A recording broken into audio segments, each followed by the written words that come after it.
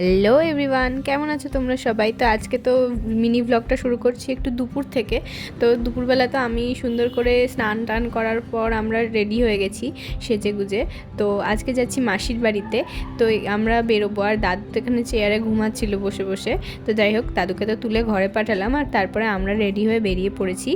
আর দেখো জেঠি কীভাবে জানলা দিয়ে মায়ের সাথে কথা বলছে। তারপর তো উঠে পড়েছিলাম টোটোতে, আর টোটো করে এখন সোজা যাব মাসির বাড়িতে। আর মা যাবে মাসির সাথে ডাক্তারের কাছে, আর আমি মাসিদের বাড়িতেই থাকবো। আমি পিকু আর পিসি আছে ওখানে।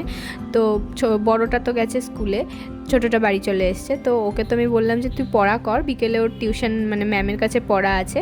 আমি বলেছি তুই পড়া কর, আমি তোর পড়া ধরবো। তো যাই হোক, তারপরে তো আর কিছু খেতে ইচ্ছা করছিল না, তাই এই চকলেট খেলাম একটুখানি।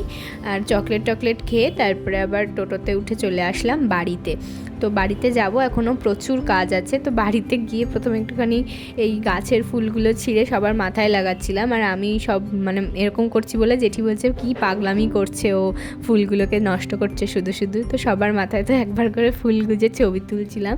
এটা আমি মাঝে মাঝে করে থাকি, আমার বেশ ভালো লাগে। আর দাদু তো একটু হাইও করে দিল তোমাদের।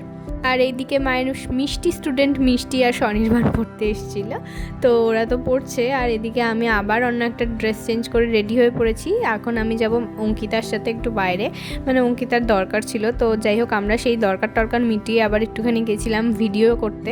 তো অঙ্কিতা বললো একটু ও হাঁটবে, সেভাবে ওর একটু ভিডিও করে দিতে, তো তাই দিলাম। আর তারপরে হচ্ছে রাস্তার পাশে একটা গাছ থেকে ধুতরা ফুল ছিঁড়ে নিয়ে আসলাম বাড়ির জন্য, মানে প্রচুর ফুটেছিল। এবার এগুলো কালকে সকালবেলা পুরোপুরি ফুটে যাবে।